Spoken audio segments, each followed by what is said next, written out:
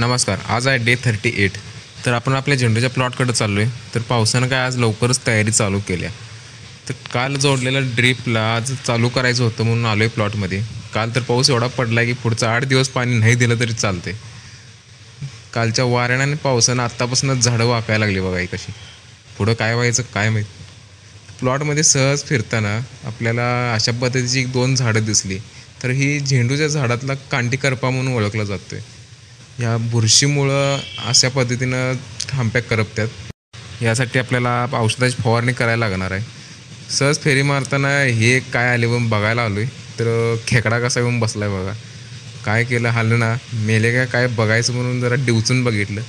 तर जरासं हल्लं जिवंत होतं बाबा. काय करायला आलं तर कुठनं आलं तर काय माहीत. ह्याला सोडलं आणि आपण आपल्या कामाला लागलो. तर कामाला लागलं पावसानं केली सुरुवात.